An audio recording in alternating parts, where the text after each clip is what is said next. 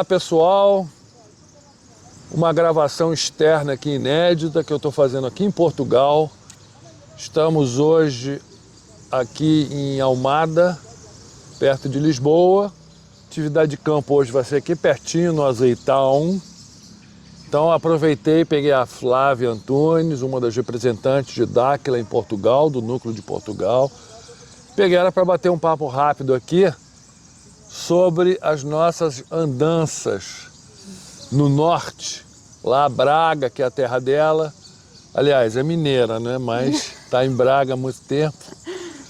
E Guimarães, Chaves, foi muito legal lá.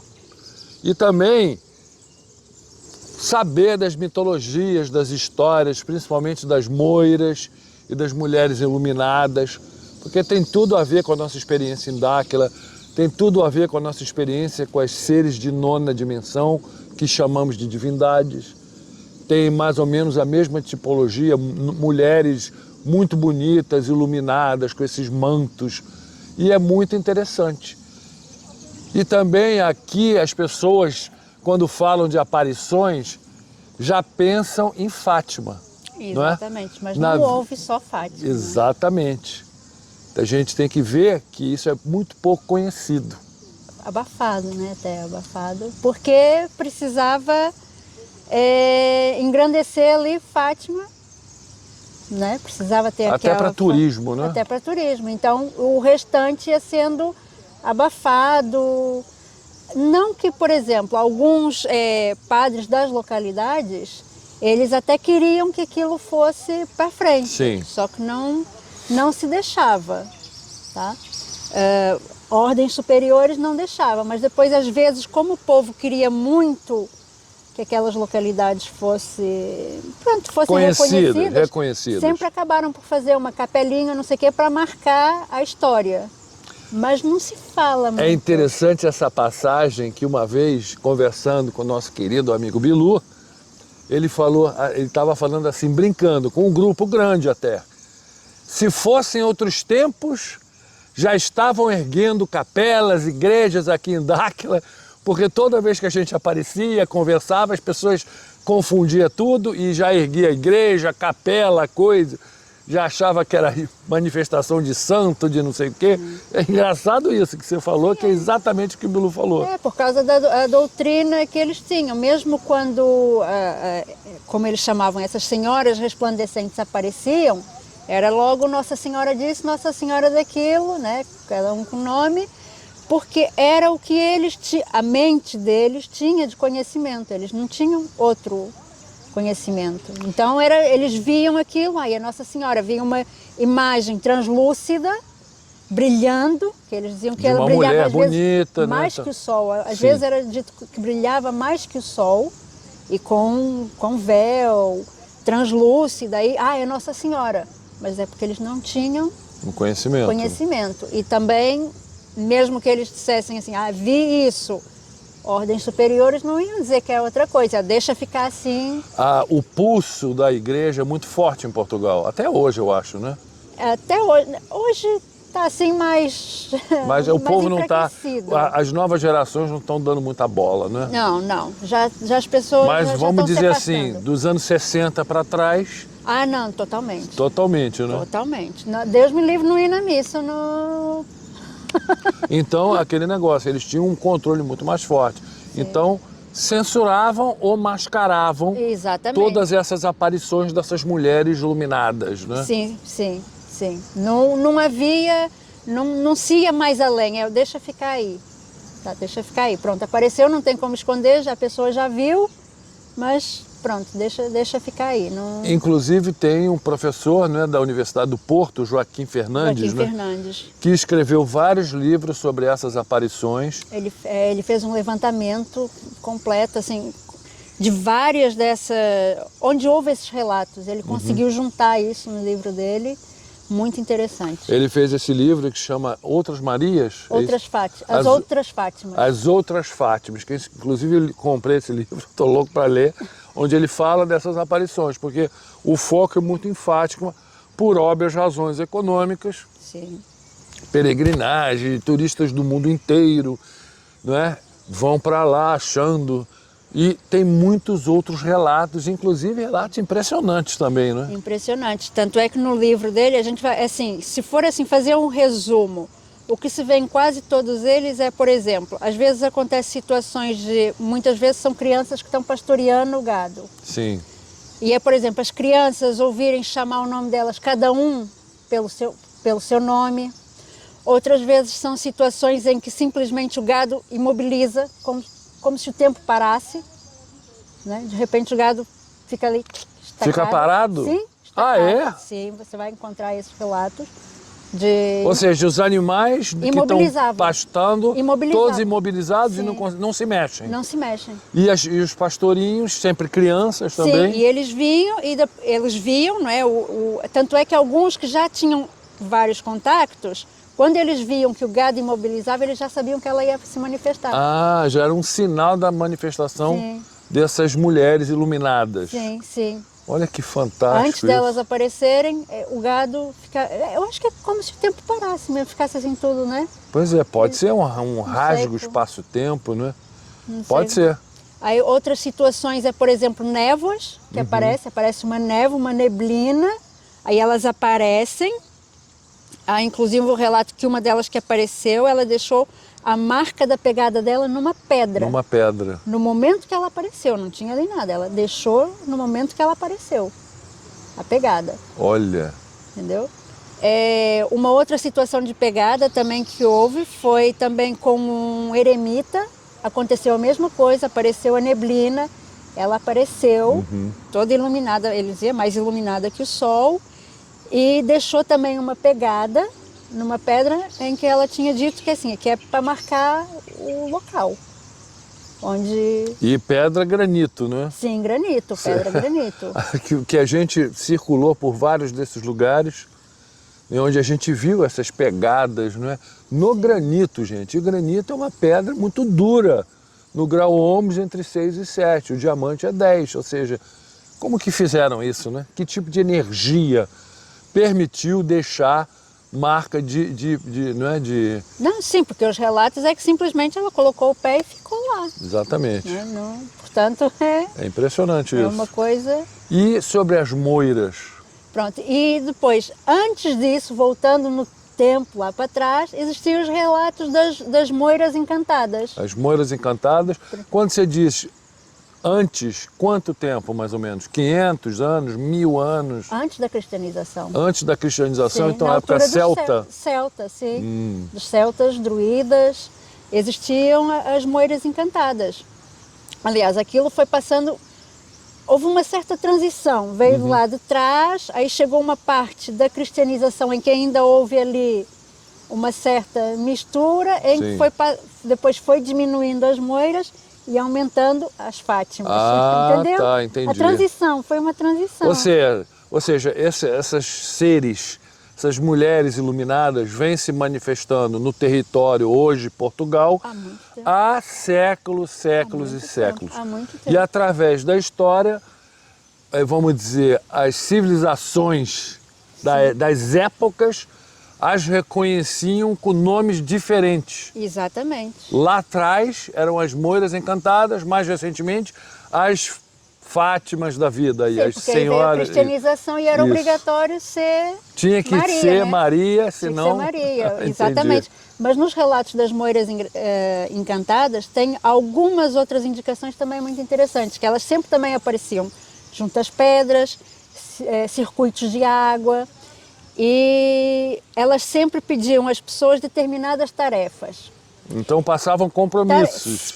E se as pessoas conseguissem... O relato é o seguinte, que as pessoas, se conseguissem passar essas tarefas, elas dariam alguns benefícios a essas pessoas. Entendeu? Entendi. Ou por exemplo, levar as pessoas para o, entre aspas, reino dela, conhecer o reino delas, Olha. ou outros tipos de benefícios, mas a pessoa tinha que cumprir as tarefas. Se não cumprissem as tarefas, as pessoas não avançavam. Pessoal de Dáquila está vendo esse modus operandi igualzinho, né? Os contatos com as divindades, que são seres de nona dimensão, não é? Muitos desses contatos se manifestando com uma névoa, que é típico da manifestação dessas divindades, é uma névoa, não é? Exatamente. E também repassam compromissos, não é? Repara. Repassam compromissos. É muito interessante isso. É muito interessante. Depois, voltando depois às Fátimas, alguns depois outros relatos,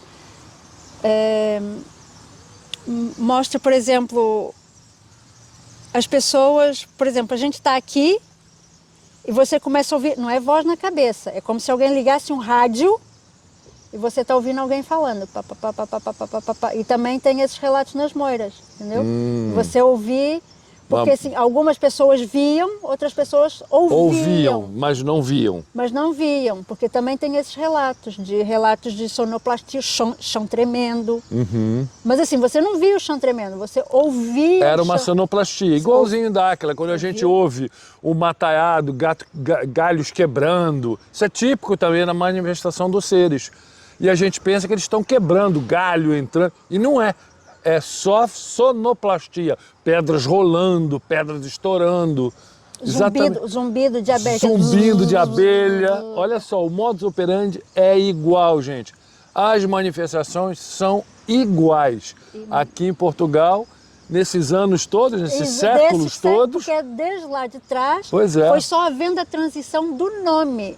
Porque entrando na Igreja Católica teve que... Não e a dava gente tendo essa experiência lá no Brasil. Olha que loucura, eu acho isso fantástico. Vamos fazer a transição agora das Fátimas. Das Fátimas para as divindades de nona dimensão. Não é? De nona dimensão, né? Muito legal isso. Passar agora a verdade, desmistificar. E esses relatos dessas moiras também tinham o quê? Tinham especificamente com crianças mais jovens? Ou os relatos assim giram em que tipo de demografia?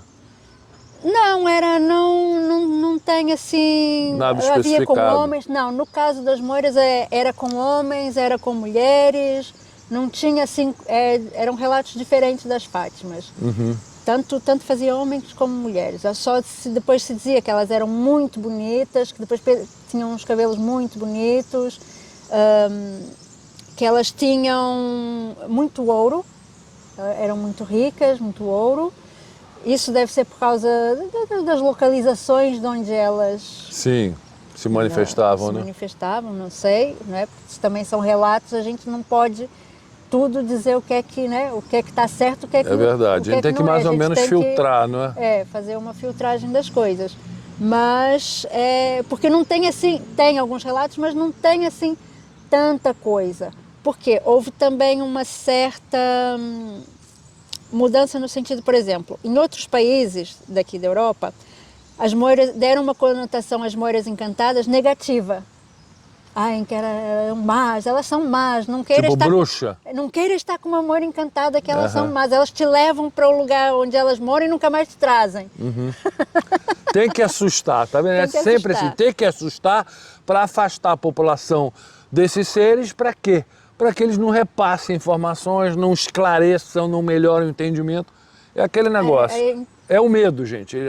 As lideranças sempre incutindo medo para não permitir da população não saber de nada. Assim você via aquilo, já sabia que saía correndo. Já saía correndo. Em vez de você querer ter o contato, você claro. Saía correndo. Exatamente. Era a intenção. Para tentar manipular o monopólio. Aliás, manipular não, para ter o monopólio das informações. Né? Mas só aqui em Portugal em que elas não têm essa conotação tão negativa. Ou seja, em Portugal já é mais positivo. Já é mais positiva. É o único local em que é mais positiva. Pois outros relatos delas também é que elas falavam cantando. Olha, falavam até cantando. Engraçado. Falavam cantando. A fala delas era em canto. Igualzinho em Dáquila. E pronto, é basicamente isso, sabe? Olha que coisa. E essas manifestações são mais ao norte das moiras? Não, as manifestações têm mais relato no norte, porque no norte das moiras, porque no norte tem mais, ficou mais aquela coisa da cultura celta. Sim. Ficou mais forte aqui no norte, talvez pela proximidade com a Inglaterra, então, talvez, mas... Isso era estendido assim por Quando você fala norte, a gente falando Braga, Guimarães... Sim, Chaves, Braga, Chaves, sim, lá para cima. Sim. A cultura celta ainda é bem forte, assim, ali, sabe? E então tem assim mais relatos, porque muita coisa também assim, era passada de boca em boca. De boca em boca. Então as histórias vão se perdendo, vão se distorcendo. Sim. Né? Então aí fica E dos caminhos, vamos falar um pouco dos caminhos, porque a gente fez um percurso com a Flávia aqui, que ela tinha pesquisado, e o que mais me impressionou foi justamente o caminho de Santiago, de Compostela. Eu acredito, pelo menos era a minha experiência no Brasil, de achar que o caminho morria, terminava em Santiago de Compostela. E não, ele sobe ou desce para Portugal, né? Porque Santiago de Compostela está ao norte, fica a mais ou menos 100 quilômetros da fronteira com Portugal. Mas a gente viu em Braga, a gente viu em Guimarães, em Chaves, em vários lugares, inclusive no GPS do carro, no Google Maps, caminho de Santiago, a gente cruzava com o caminho de Santiago. Mas tem assim, pelo país todo, dá pra gente ir desde lá de baixo até para cima, tem os caminhos, e depois tem as ramificações. As ramificações. Vai dar, né? Justamente isso a gente vem falando há anos, dos caminhos de Piabiru, a gente usa esse nome porque é um nome conhecido no Brasil. Mas o que acontece? A gente fala sempre, esses caminhos são mundiais, eles estão em todo o mundo. Nós achamos muitos desses trajetos, desses caminhos, no Paraguai, na Bolívia, no Texas. Eu visitei uma parte lá, chama El Camino Real de los Tejas, que passou inclusive por San Antônio, mas lá estava muito asfaltado, muito já mexido. A gente não conseguiu chegar num caminho mais primitivo, mais antigo, vamos dizer. A gente viu traços do caminho com os nomes, mas já tudo asfaltado. Sim, mas aqui no também norte também, assim. em Nova York, no estado de Nova York, eu descobri em Putnam County, fica mais ou menos 100 quilômetros de Nova York, para cima do estado de Nova York, ali também, eles chamam das trilhas antigas indígenas, mas é muito mais antigo. E aqui na Europa, em Portugal, a gente está vendo que também existem esses caminhos antiquíssimos, que eles dão nomes, por exemplo, o caminho de Compostela, Sim. Santiago de Compostela, mas esse caminho é muito mais antigo, não é? É o Piabiru daqui. E a gente passou, e eu fiquei muito impressionado que em Braga, a Sé de Braga, que é antiquíssima, não é? Muito antiga, muito templária, antiga. Toda templária, construída pelos templários, fica na interseção do caminho de Compostela com mais um. Olá pessoal, então, aqui na cidade de Braga, aqui atrás a Sé de Braga. Olha aqui, esse daqui é um caminho que se conecta com o caminho de Santiago, gente. Esse aqui é Piabiru também, olha aí, Piabiru também. E é engraçado que ele é direcionado para a Sé, ele atravessa a Sé. E tem outro caminho importante que cruza em forma de cruz. E construíram a Sé de Braga aqui. Construída por templários, hein? Tem a simbologia templária aqui em cima. Aqui, ó. Simbologia templária. E aqui dentro está enterrado o Dom Henriques, Duque de Portugal, pai do primeiro rei de Portugal, Dom Afonso Henriques. Ele foi, vamos dizer, educado desde criança pela Ordem Templária. Seu pai, um dos fundadores da Ordem Templária, ele era francês, da Borgonha, nobre da Borgonha, merovíngia, descendente direto de JC e Madalena, tá? Pessoa com aquela linhagem que todo mundo conhece, todo mundo já sabe. Tá aqui dentro, quis ser enterrado ou enterrado exatamente no cruzamento dos caminhos de Piabiru, né? Olha aí, seguindo a linha magnética. Interessante, né? Buscar conhecimento, galera. Então, pessoal, estamos aqui em Braga. Aqui atrás, vocês estão vendo, ó, é a Sé de Braga. E esse caminho que vocês estão vendo atrás da Flávia e minha é o caminho se conecta com o caminho de Santiago. Já é caminho de Santiago e se conecta com os caminhos que vêm de outros lados, de outras regiões. Aí se conecta tudo aqui. É um ponto de conexão aqui. É um ponto de conexão entre esses caminhos que pra gente são caminhos de Piabiru também. A gente sabe que o caminho de Santiago também é um caminho de Piabiru. Obviamente, em vários lugares tem nomes diferentes. Aqui chama de caminho de Santiago, né? Caminho de Santiago. E é igualzinho como no Texas, como a gente filmou no Texas, que lá é o El Camino Real de Texas, que a gente filmou o caminho asfaltado naquele trecho de San Antônio, não é? E aqui é a mesma coisa, a gente está no centro de Braga, não é? O caminho está no meio, aqui está, obviamente, eles deram uma mexida, não é o caminho original, Calçaram. mas é a linha energética, porque os caminhos de Piabiru no mundo seguem a malha magnética, não é? E aproveitaram e colocaram aqui a Sé, estranhamente bem no meio, né? E lá dentro, quem que está lá? O pai do Dom Afonso Henriques. O pai do Dom Afonso Henriques, que era o Dom Henrique. O Dom Henrique, Duque de Portugal, francês, da linhagem merovíndia, ou seja, descendente direto de JC e Lilith, Madalena e JC, que é o pai do primeiro rei de Portugal, Dom Afonso Henriques, que foi praticamente criado pelos Templários, gente. Exatamente. Não é isso? Exatamente. Ele foi o fundador daqui. Foi o primeiro rei de Portugal, fundador do reino de Portugal, não é? E o Dom Henrique está aqui, o Duque está aqui, enterrado. Engraçado, né? Colocaram ele exatamente ao longo do caminho. Tudo templário, gente. E a gente nota também, ó. Como é que a gente nota aqui? Eu vou inverter a câmera. Ó, como é que a gente sabe? Olha aqui, tá vendo isso daqui? Muita gente acha que não é, mas ó, tá vendo essa piramidezinha aqui? Ah não, meu dedo aqui, ó. Aqui essas piramidezinhas, aqui ó, sai fora de foco. Isso é templário, gente, ó. Muita gente acha que as torres templárias são em forma piramidal, mas também tem isso daqui. Eles escondem o símbolo, gente. Eles escondem o símbolo. Olha aí. Isso aqui foi tudo feito por eles. Só que estranhamente o geozinho já bota a sua... Olha aqui a concha. Tá vendo a concha? Olha a concha aqui. Sempre é concha.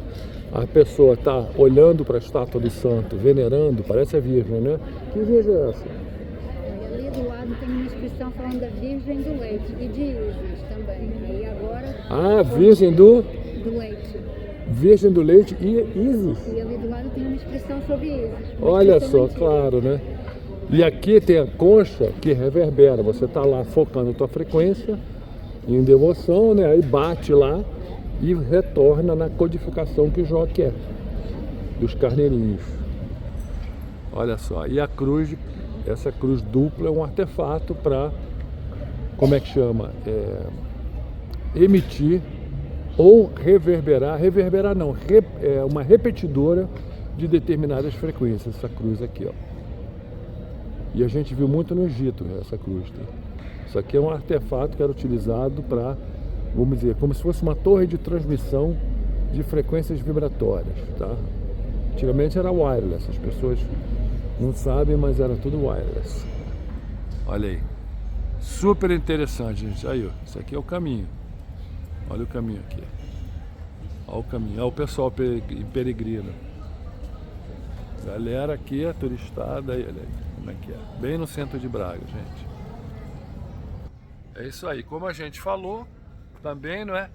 Essa descoberta dos caminhos, desses caminhos todos, para justamente montar esse quebra-cabeça, né? Que são os caminhos de Piabiru, que são mundiais. Mundiais. Isso aí. E a descoberta deles. Exatamente. A gente está montando quebra-cabeça, né? E aqui em Portugal é cheio. É impressionante, tem para todo lado. Também foi a primeira nação templária, né? Fundados por templários. Tudo era templário, é impressionante. Projetada também por eles. O Fred Silva, um pesquisador independente, escreveu um livro chamado Portugal, Primeira Nação Templária. Vale a pena porque ele já dá uma ideia do que era. De verdade, tá? Muito bom mesmo. Isso aí, galera. Até a próxima. Paralelo aí. Então, pessoal, estamos aqui, ó, no fundo da igreja, tá? Essa aqui é a Nossa Senhora do Leite, mas é a Isis também, tá? E olha aqui o que tem, saindo da igreja, olha aqui, ó. Caminho de Santiago. Cruza. A gente tá nas costas da igreja, olha aí. Bem nas costas. Olha aqui, o caminho. É, botaram ela na direção do caminho, exatamente. Flávia tá aqui, dando uns complementos. Gente, é tudo aqui um jogo. Caminho eletromagnético aqui. Olha aqui. Lá atrás aqui, ó. Atravessa a igreja. Caminhos de Piabiru com outros nomes. Vamos montando quebra-cabeça. E o Dom Henriques, pai do Afonso Henriques, primeiro rei de Portugal, está enterrado lá. E ele era um templário, e ele era francês, não é? Da nobreza da Borgonha, todos de linhagem merovingian, ou seja, descendentes de JC e de Madalena, gente. Eles deixaram uma linhagem, a linhagem merovingian, são descendentes deles. E ele está lá enterrado na Sé de Braga, logo nessa interseção. E também a Flávia levou a gente para um pedaço do caminho que está intacto, gente. É impressionante, né? A gente aqui chama, lá a gente chama Calçada do Anel. Calçada do Anel. Calçada do Anel. É um pedacinho que ainda ficou, como você viu intacto, lá, ainda intacto. Por enquanto, pelo menos. Por enquanto, porque estão construindo bastante em torno, né? Não sabemos até quando. Então, pessoal, exatamente como San Antônio, no Texas, nós encontramos, aliás, a nossa representante aqui, a pesquisadora de Dáquila, a Flávia, aqui na cidade de Braga. Ela descobriu um pedaço ainda intacto do caminho de Santiago, ou seja, do caminho de Piabiru. Aqui, ó, ele vem de lá, passa por aqui e segue por lá. Bem interessante isso aqui, gente. É um pedacinho que tem ainda na cidade de Braga, onde o caminho está intacto aqui. É o caminho original. Vou virar a Flávia ali mostrando, ó, passa por aqui e segue por aí. Flávia, conta aí um pouco. Então, aqui é chama Calçada do Anel, e faz parte do caminho de Santiago e passa por aqui. Você vai ver pelas pedras e pela parte que você vai andando, como ele é bem mais antigo, mesmo a construção do muro, você vai ver desnível, como medieval, praticamente. Dá pra ver ainda que foi a única partezinha que mantiveram intacta. Depois aqui você tá vendo aqui, tá vendo? Que mostra aqui as indicações. Os peregrinos vão seguindo. Aqui chama o caminho de São Bento, né? Como você tinha dito. Não, aqui cruza, que também cruza tudo. O Santiago cruza São Bento e cruza o caminho Ribeiro Minhoto. Aqui é ponto de cruzamento. Um ponto de cruzamento de vários caminhos. Sempre coloca uma igreja, gente. E olha ali em cima os ófalozinhos. Olha aqui as pirâmidezinhas aqui, ó. Esses obeliscozinhos aqui, ó. Quadradinhos. Estão em tudo, olha ali em cima. Olha aqui. Então esse caminho aqui é intacto ainda, né? É o mais antigo. E é o caminho mais antigo. Porque o resto está tudo construído, já tem calçada por cima, já tem, mesmo assim aqui tá vendo que já tem um desnível. Eles construíram aqui uma escadinha, mas você vai ver aqui por aqui é tudo mais. Esse é o caminho bem. Aqui é o caminho intacto, né? Sim, é o mesmo antigo, o caminho antigo original. E aqui as pessoas passam por aqui? Algumas, nem tantas. Porque é uma coisa assim mais isolada, assim, aí poucas pessoas passam. Olha só então. Infelizmente tem algum lixo no chão. Olha aí, gente, caminho. Seria o caminho de Piabiru, como a gente falou. São os caminhos, não é, com outros nomes, gente.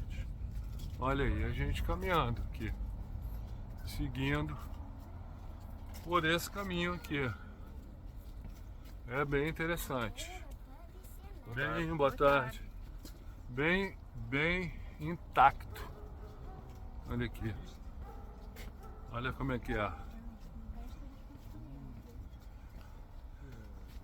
E construído em torno aqui. Estamos na cidade de Braga, mais ou menos na saída. É a saída aqui?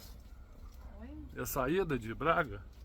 Não, aqui é quase zona centro. É quase zona centro aqui? É, quase zona centro. Olha só, quase zona central e a gente tem... A Sé Catedral é aqui pra frente, tá? A Sé Catedral vai nessa direção. Ah, a gente caminhando aqui chega lá na catedral. Lá é Sé Catedral, sim, onde a gente teve. Ah, tá. Olha Ele aí. vem de lá de cima, passa por aqui. O pedaço tá intacto, tá? Mas Olha aqui. agora choveu, você vê que tá muito lixo, mesmo terra. Uhum. Quando eu passei aqui anteriormente estava mais limpinho. É interessante como ficou esse muro aqui.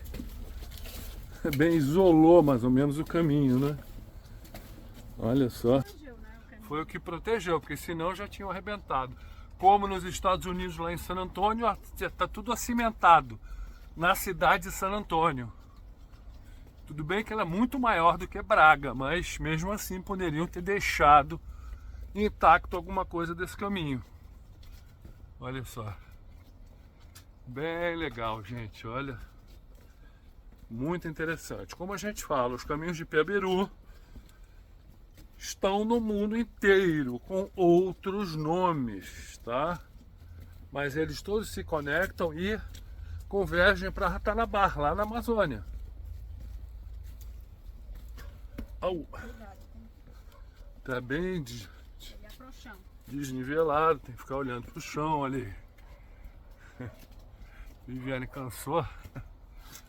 Presta atenção aí pra não cair. Cai não. É porque as pedras são desniveladas, tá? Não é... É, tô vendo aqui.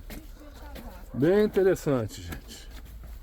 Olha aí, registrando para vocês os caminhos do Piabiru em plena Braga. Que aqui é caminho de Santiago. Que não tem nenhuma conotação religiosa, tá? Aquele negócio, a igreja sempre usurpa essas coisas para dentro das suas práticas. Aí o caminho de Santiago se popularizou com o livro do Paulo Coelho, né? Aquele Diário do Mágico, do Mago, Diário do Mago. Mas são caminhos especiais porque seguem a malha magnética. Então são caminhos de alta frequência vibratória.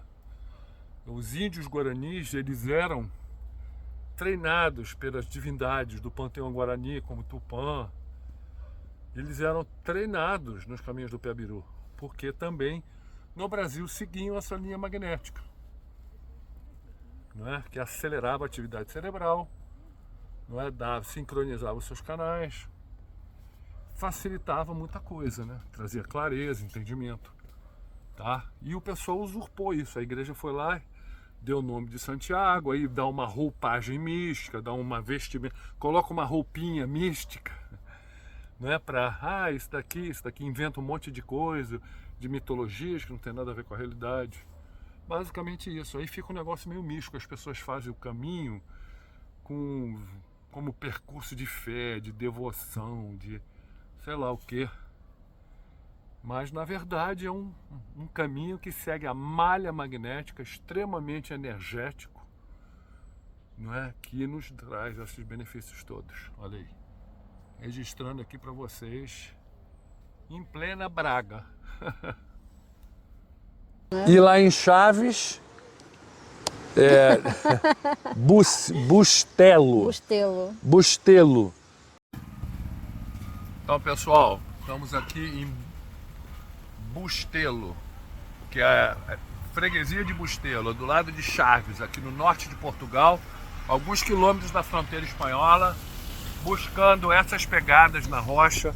São tão assim meio que famosas aqui, ó, que tá, ó. As pegadas estão no brasão da cidade, olha aqui, ó. Olha as pegadas aqui. Estão no brasão da cidade aqui, Bustelo. E as pegadinhas aqui, ó, estão no brasão da cidade de Bustelo. Olha só, legal, não é? É impressionante como a riqueza arqueológica aqui, totalmente ignorada. Nessa cidadezinha de Bustelo, onde a gente encontrou essa laje, aliás, a Flávia que encontrou essa, vamos dizer, é uma laje de granito gigante, que inclusive estávamos perdidos, não é? Na vilarejo, lá na aldeia, como eles chamam, de Bustelo, perdidos, você tinha as coordenadas do Instituto de Arqueologia, né, Sim, português? sim. E as coordenadas estavam dando para 50 quilômetros. Não dava para o lugar. Não dava para o lugar, ou seja, um descaso total da academia. Total descaso. Não estão nem aí. Por quê? Porque não sabem explicar. Como é que eles vão explicar uma laje de granito entupido de pegadas de todos os tamanhos, em pequena, pegadão grande, e todos assim, em pares, não é? A gente documentou tudo, fantástico. Só chegamos lá porque a Flávia desceu lá no centrinho, são 2 ruas, não tinha ninguém. A gente não via ninguém, parecia uma Cidade uma aldeia fantasma. fantasma lá. De repente desce um senhor, vem descendo, e a Flávia já foi falar com ele, né? Foi. Conta aí. Eu raptei ele quase. Pois é, mas você perguntou, né? Sim, eu perguntei, ele disse que sabia onde era e ele olhou pro relógio. Não, primeiro ele me explicou.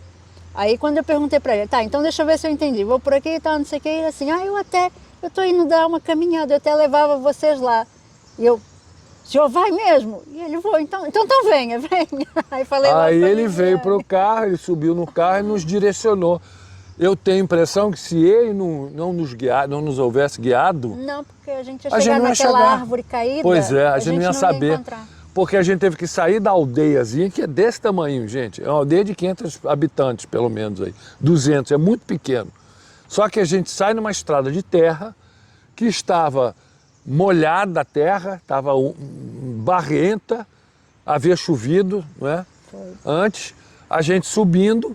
Eu não sabia que o carro que eu tinha alugado tinha tração nas 4, eu senti na hora que ele era tração. Sorte nossa que achamos um local que está guiando a gente.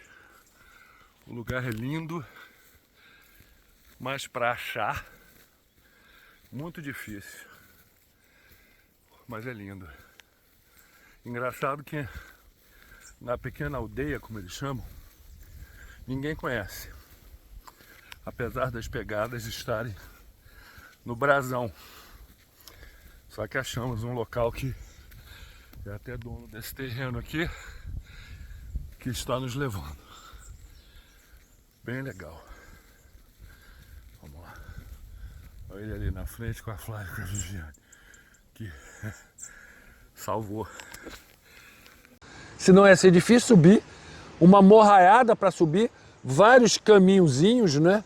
Trilhazinhas de terra mesmo, de terra batida, estilo Dáquila, né? Aí subindo assim, de repente fomos, chegou um momento que tinha uma árvore caída no meio da estrada, que a gente teve que encostar o carro, né? E ele até falou, nossa, essa árvore há 2 dias não estava aqui. Pois é, e a gente teve que subir a pé, para mim, com o joelho desse tamanho, que eu tinha caído no porto, ainda está doendo, tá? Então, estamos aqui no município de Bustelo, subindo aqui atrás da rocha com as pegadas, subindo de carro, ainda bem que ele tinha tração, mas olha aí, no meio, uma árvore, então vamos ter que seguir a pé. Isso aí, vamos embora. Bora, Viviane. Tive que escalar e elas foram conversando com o senhor, e ele levou até a laje lá. Até a fraga. Chama Fraga. Fraga das Passadas. Das Passadas. Fraga é pedra, não é? Eu nem sabia isso. Claro. Sabia que Fraga era pedra. Eu sei que estava do lado da estradinha de terra, cheio de mato, musgo, a gente não ia achar nunca. Não íamos achar. A gente não ia chegar lá em cima. Não ia. Foi porque bem em cima do morro, né? E aí, o que você pode falar dessa Fraga aí pra gente? O que eu posso falar? Tem lá aquelas pegadas. Impressionantes, né? A gente teve que... Ficou Flávia e Viviane limpando o musgo. E o que eu achei interessante é que elas não é assim de caminhada, né? Sim. É assim. Aí como se a pessoa tivesse parada, né? Parada, assim, ficou ali, aí depois uma outra pegada diferente, também assim, em par. Depois... De diferentes tamanhos. Tinha pequenininha, tinha uma desse tamanhão, que devia ser alguém de 3 metros de altura. Era um pezão desse tamanho, enorme. Eu medi assim, dava mais ou menos 2 dos meus. 2 assim, do seu, né? Olha só, ou seja, pegadas enormes. E com diferentes calçados. Umas calçadas e outras descalças. Outras descalças. Agora, isso é no granito. Granito, hein, gente? Imagina só. Quem que fez isso, com que tecnologia? E aí a gente pode o quê? Fazer uma ligação. Como você estava falando antes, Sim. essas moiras, quando apareciam, marcavam com as pegadas. Sim, marcavam. Obviamente com uma energia boçal para fazer. Sim, sim. Com certeza foi o mesmo tipo de tecnologia. Como que você vai marcar no granito pegada? Não tem como, gente. Não tem, ainda mais lá para trás. Lá para trás. E essas pegadas, como são no granito, podem ter até milhões de anos, gente. Não tem como a gente saber. Então, pessoal, estamos aqui em Bustelo. Freguesia não, né? Como é que é? Freguesia de Chaves? Conselho de Chaves. Conselho de Chaves, da cidade de Chaves, em Portugal. Aqui do outro lado é Espanha. Encontramos essa rocha, uma pedra, chama Fraga das Passadas. Chama assim porque, olha, é cheio de pegadas, gente. Cheio de pegadas. Vou virar aqui, só para vocês verem aqui, ó. É cheio de pegadas no granito. Lembrando, isso aqui é granito, ó, em pares de todos os tamanhos. Olha só. Inclusive pegadas parecem ser, como é que chama? De bota, não é? Não sei. Agora, calçado, é um pé calçado, não é? Agora poxa, em cima do granito, como é que foi feito? Escala Ohms de dureza entre 6 e 7, o diamante é 10. Como que fizeram isso? Quem que fez isso? Há quanto tempo atrás? Descobrimos isso daqui, olha, como é remoto. A gente teve que subir isso daqui tudinho. A aldeiazinha, como eles chamam, lá embaixo, de Bustelo, perdidos, não tem GPS direito, não tem coordenada, não tem nada. Encontramos um senhor, a Flávia conversou com ele, pediu direito, ele nos levou, nos trouxe até aqui, que inclusive é vizinho da propriedade dele aqui. A gente não ia achar isso nunca. Não é? Nunca chegávamos aqui. Não chegávamos. E aqui é todo cheio de musgo, olha só, meio totalmente abandonado. Olha, essa pedra inteira, gente, é cheia de pegada. É como se fosse um grupo, né? Exatamente, vários. Tanto é que chama Fraga das Passadas. Exato. Por causa disso. Só que assim, ninguém dá bola. E as mitologias? Quais são as histórias aqui, Flávia? A história associada aqui tem pezinhos maiores e pés maiores e pés menores, né? Então a história que eles contam é que as pegadas maiores seria de um judeu errante que perseguia o menino Jesus, que as pegadas mais pequenas seria do menino Jesus. Olha só. Era um judeu errante perseguindo o menino Jesus. Essa é a mitologia local, não é? Olha só, sempre distorcendo, dando uma roupagem mística. Aí o pessoal vem, cultua a pegada de fulano, de ciclano. Só que eu tô achando que ninguém cultua nada aqui, porque tá assim totalmente abandonado, olha só. Totalmente abandonado, gente. Um lugar importantíssimo, maravilhoso, lindo, lindo, lindo. E infelizmente ao léu, né? E a gente tá aqui fuçando, descobrindo todo esse tipo de vamos dizer, marcações megalíticas, vamos dizer. Tem tudo a ver com Ratanabá isso aqui. O Bilu, nosso caro e querido Idibel, já nos falou inúmeras vezes dessas pegadas. Já encontramos no Cerro Iaguarão, no Paraguai, encontramos em vários pontos no Brasil, não é? E agora aqui em Portugal. Isso daí, né? Incrível, né? Incrível. Ou seja, é uma relíquia, é um negócio assim, um pequeno sítio arqueológico impressionante. Abandonado. Abandonado, sem uma placa, sem nada, ninguém lá. O próprio senhor, ela perguntou, não é? Uhum. O que ele falou? Não, ele falou, eu sou daqui, eu moro aqui há tantos anos, isso para mim não tem importância nenhuma. Eu acho que foi alguém no passado que pegou e colocou o pé lá e marcou. Olha só, no granito, como é que o cara vai fazer, vai marcar no granito? Mas o senhor morava lá? Sim, e nunca deu valor. Nunca deu valor, não estão nem aí, não sabe mais nem para que serve. Ou seja, um negócio muito, muito estranho, não é? Sim. Naquele outro ponto que a gente foi, com o menir e aquelas pegadinhas também. Ah, também.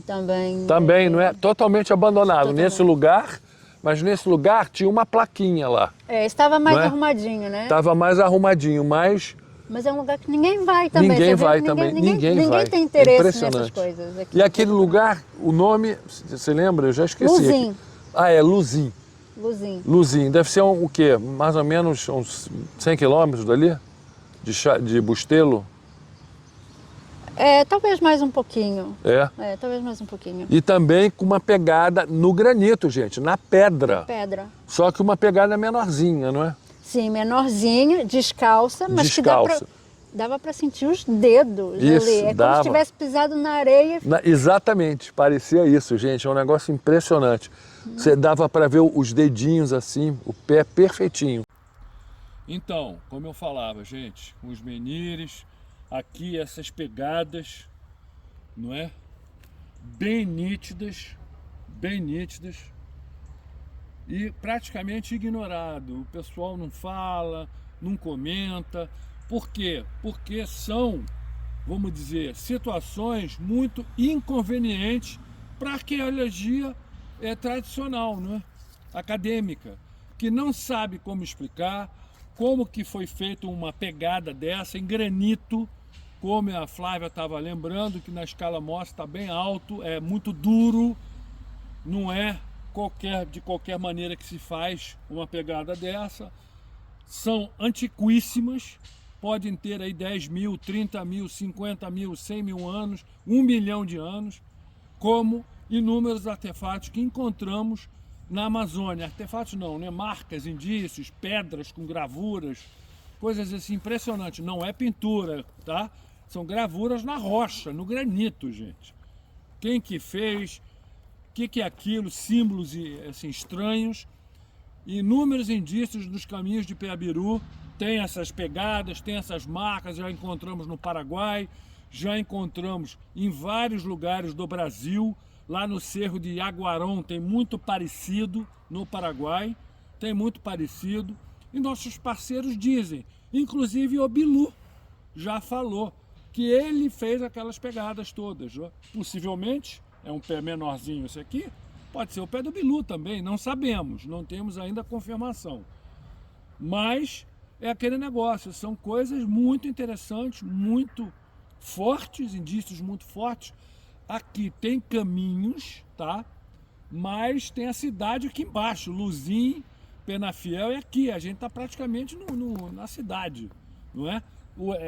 Foi um recinto que foi separado aqui para conservar, mas assim, bem largado, né? Bem assim, não tem nada demais, uma plaquinha indicando para vocês verem como são inconvenientes essas coisas. Mesma coisa no Museu de Lagos, no Algarve, a gente tentou, de qualquer maneira, entramos em contato com a direção do museu, né, para ter acesso ao ovo cósmico do Algarve, entre aspas, como eles chamam, tá, um menhir esculpido com um caduceu, que já saiu no Astronautas do Passado, no Nat Geo, já saiu em vários lugares. É um artefato muito interessante, foi desenterrado da cidade de Silves, lá no Algarve, e os caras não sabem explicar. O que acontece? Escondem da população, tiram eles da amostra no Museu de Lagos e guardam. Pedimos acesso, escrevemos a direção do museu, à Câmara Municipal de Lagos e nada, não dão acesso. Por quê? Porque é um incômodo o negócio daquele. Como que eles vão explicar? Tá? E principalmente sendo uma escultura antiquíssima.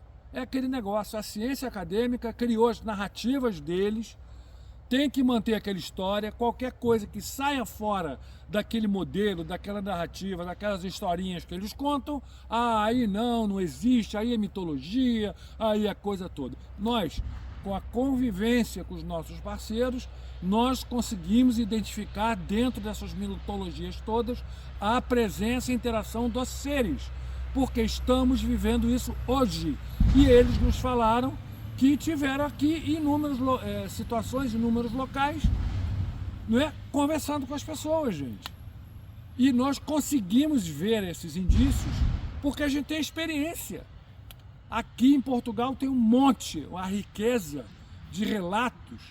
É impressionante. Como eu conversava com a Flávia, praticamente só deixou passar a Virgem de Fátima, que é historinha também, é uma mitologia que eles criaram em cima desse personagem das aparições marianas, mas o que se trata são o que a gente chama de divindades, as mulheres, as seres de nona dimensão que se apresentam vestidas, não é, com esses mantos, todas iluminadas, falando, cantando, não é, em vários pontos do mundo, gente. Nós sabemos que nós em Dáquila temos conversação. Eu já falei com um monte delas.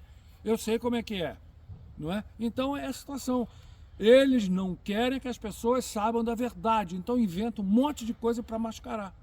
Por isso que é importante a gente ir no local, fazer o que a gente está fazendo aqui, tá?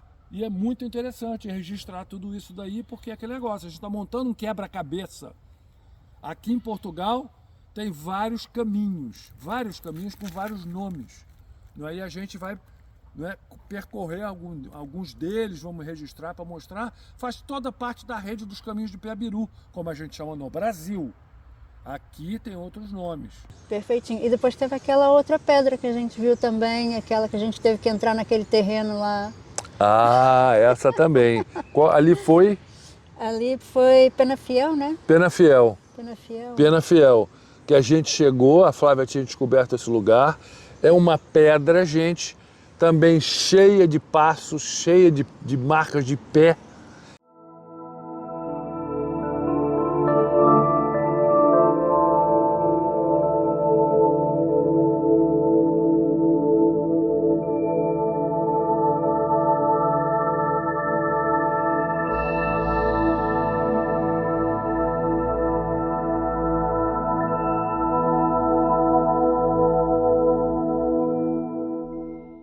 E assim, não é no chão, hein?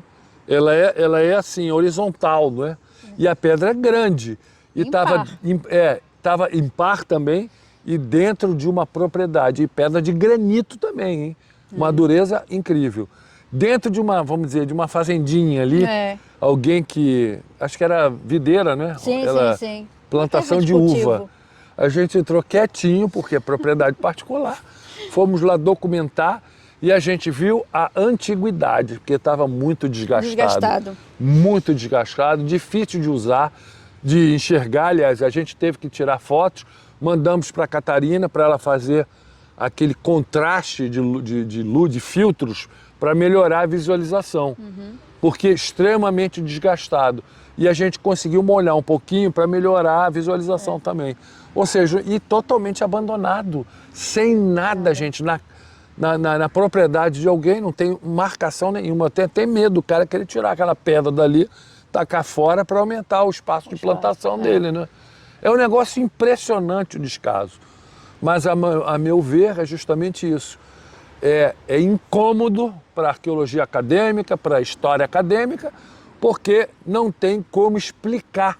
Como que você vai explicar pegadas no granito, antiquíssimas nesses lugares remotos, ermos, que não tem como chegar. A justificação que eles dão é essa mesmo. E alguém foi lá e marcou, só que... Não é assim, né? Não é assim. A gente sabe que a dureza dessas pedras, hoje, é difícil fazer, imagina, naquela época remota, né? Não tem como. Vão dizer o quê? Que com ferramentas de bronze, sei lá. Como assim? Não tem como fazer nada. Hoje talvez faria com algumas tecnologias, hoje. Mas assim, sim. No passado, e da forma que algumas estão, como... Sim, parece que foi, sabe, quando você pisa na areia, né, que forma aqueles sulcos. Se colocar a mão lá, a gente sentia aquilo mesmo, aquela... Uma coisa a gente vê a imagem.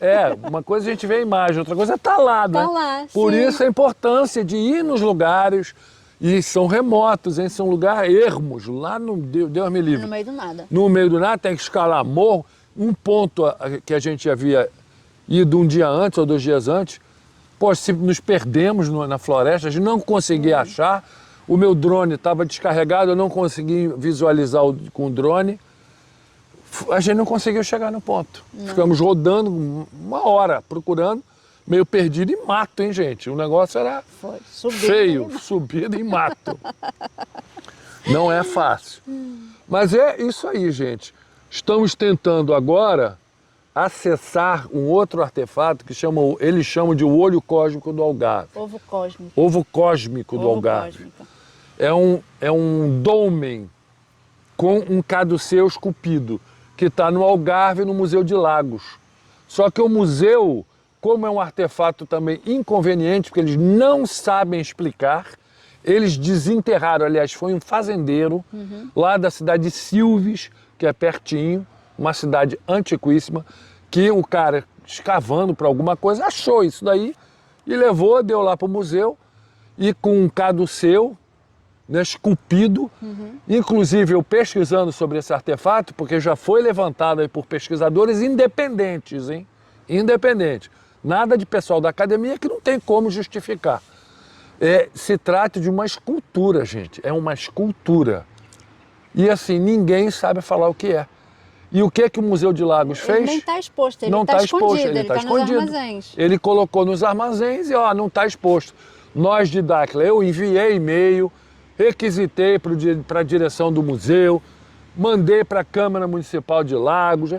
Eles ignoraram por alguns dias, aí a gente mexeu uns pauzinhos, tem conhecidos aqui do nosso grupo em Portugal, de Dáquila, Portugal, conseguiram lá, mas veio negativa.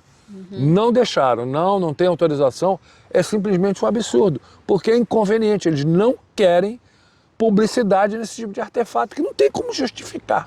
Exatamente. Oi pessoal, então, de novo madrugando, cruzando agora a ponte Vasco da Gama em 600 direção metros, ao Algarve. pegue a ponte Estamos Vasco indo da lá Gama, para Silves, IP1. Museu de Lagos, tentar acessar o artefato lá, o ovo cósmico do Algarve. Vamos ver se vai dar certo. Eles tiraram de exposição porque não conseguem explicar, não é? Tal artefato que foi inclusive descoberto em Silves, que é pertinho, a gente vai lá também. Nascer do sol aí, cruzando a ponte Vasco da Gama, espetacular, gente, muito bonito aí. E maravilha, olha aí. Tem chão, 200 quilômetros, mas é isso aí, pra gente é pertinho, pra gente é jogo rápido. Campo Grande Dourados, que vai de Lisboa para Algarve. Continuando aqui nossas explorações e amanhã retornando às terras de baixo, ao querido Brasil. Essa ponte é bem bonita, gente, olha, bem bonita. Deixando essa imagem aí, continuando, até breve. Então pessoal, estamos aqui no Museu de Lagos. Vamos tentar o acesso. Tem uma galera aqui, a gente pensou que fosse mais vazio, para tentar o acesso, para dar uma documentada no artefato, o olho cósmico do Algarve, que é essa pedra megalítica inexplicável, que inclusive o museu retirou da exposição para o público e colocou nos seus depósitos. Justamente por isso, porque não conseguem explicar, é uma vergonha para eles, né? Então eles escondem. Foi documentado pelo National Geographic naquele programa Astronautas do Passado, vários anos atrás, pelo menos uns 15 anos atrás, e está fora de exposição. Como viemos aqui na cidade de Silves, onde foi encontrado esse artefato, estamos aqui no Museu de Lagos, onde o objeto está, mas foi retirado da exposição. Vamos tentar ver se eu consigo, pelo menos, fazer uma documentação do artefato. Vamos ver. Vamos tentar, né? Estamos aqui, não custa nada. Falou. Então, pessoal, saímos agora do museu. Infelizmente, não recebemos autorização para visitar o artefato. É impressionante, é uma vontade. É impressionante como eles querem esconder de fato, né? Eu vim, aleguei, expliquei, falei com uma supervisora, pedi, ela, não está nem aqui, está no outro depósito, não sei o quê, que esse acervo não entra aqui no contexto do museu, cheio de caô. E a mulher ainda na má vontade começou a falar inglês comigo, no começo achando, sei lá o quê, quebrou a cara, falei inglês com ela, Aí a mulher do lado, que me apresentou, essa supervisora, mas ele é brasileiro, fala português. Ou seja, uma má vontade, eles não explicam o artefato, não tem como contextualizar na realidade histórica, arqueológica da região do Algarve, foi encontrado na cidade de Silves e estão escondendo, não tem o que fazer. Então estamos indo para Silves e vamos ver lá a região. Tentamos, não deu certo, E é isso aí, pessoal. Vamos avante. Assim, é surreal, gente, é aquele negócio. Por isso que a gente fala, a gente está tendo essa mesma dificuldade com as pesquisas de Ratanabá na Amazônia, porque são extremamente inconvenientes, porque a gente está mostrando que a nossa ciência manipula as informações, engana, distorce, cria essa narrativa fantasiosa na nossa história e quer manter, enfiar goela dentro essa narrativa. E qualquer coisa que ameace isso daí, eles descredibilizam, escondem, eles fazem de tudo para que não venha à tona, principalmente para que vocês não saibam disso daí, para que a população não saiba. Para quê? Para que não desperte, para não entenda que vivemos num sistema totalmente manipulado. Né? Não tem interesse para eles saber que existe, que dá para a gente ter contato com outras... Exatamente, e é o que o nosso presidente Urandir Fernandes de Oliveira sempre fala. O desespero das lideranças mundiais, tá? Em manter a população afastada do fenômeno UFO, de qualquer coisa que tenha relação com extraterrestres, com informações de extraterrestres, mas eu digo contatos reais mesmo, né? Não essa fantasiada que a gente vê por aí. Eles não querem isso, daí é um problema. Por quê? Porque o elo perdido de tantas perguntas está justamente o quê? No fator extraterrestre. Sim, porque aí as pessoas despertam, exatamente. Aí acaba a Matrix, né? Acaba a Matrix, a gente rompe a Matrix, porque o pessoal vai comer. Aí vai ter o quê? Vai ter subsídios para montar o quebra-cabeça, vai ter as peças que faltam para completar as lacunas aí, dessa manipulação toda. Então é isso aí, pessoal. Conversinha rápida aqui, a gente tem que seguir para a atividade de campo. E agradecer a Flávia. Eu também agradeço, muito obrigada. A pesquisa dela, o estudo dela, as indicações, levou a gente para cima e para baixo. Foi bem samurai lá, subindo o morro, descendo o morro, chuvarada. Foi bem bom. Foi um prelúdio para Dáquila, porque Dáquila também é assim. Essa doideira. Agora vamos continuar pesquisas, mais pesquisas, tem muito livro para ler. Tem muito livro para ler, muita coisa para descobrir. Isso aí. Então é isso aí, pessoal. Obrigado, Flávia. Obrigada. Até a próxima, aqui de Portugal.